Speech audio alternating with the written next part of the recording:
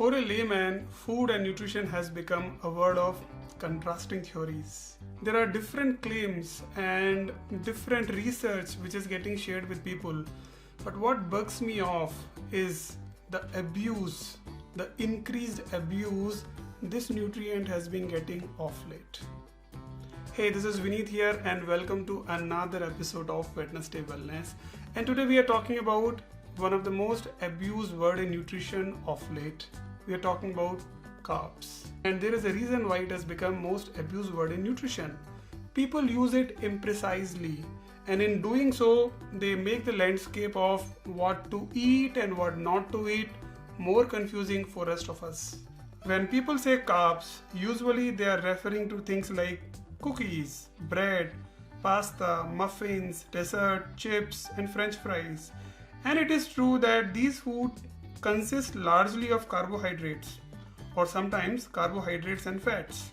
Now, if these were the only foods that consisted mainly of carbohydrates, we would not be having this discussion. If that were the case, carbs would be a perfectly legitimate abbreviation for carbohydrates. But of course, that is not the case. In fact, many of the foods that we should be eating should be consisting primarily of carbohydrates. This includes pretty much all fruits and vegetables. Actually, you will be surprised at how much protein is in certain vegetables, but that's another topic. I'm talking about carrots, apples, sweet potatoes, strawberries. I could go on and on. Even brown rice and oatmeal. The healthiest, most delicious food in the world are composed mostly of carbohydrates. So when people say carbs, like it's a dirty word, or watch me avoid sugar and processed foods, and then say, okay, so you don't eat carbs, it drives me nuts. Of course I eat carbs, I just don't eat fake, processed, man-made, artificial, garbage, junk, devitalized carbs.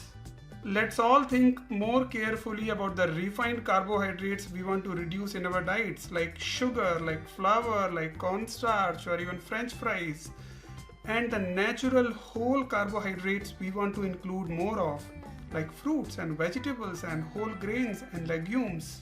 Now do you see why the word carbs make no sense? I wish we could change the context to good carbs and bad carbs, because after all, the brain we have runs exclusively on glucose, on good carbs. Do you agree with me? What do you think? Share your comments below and I'll see you next week. Till then, thank you, see you, and God bless.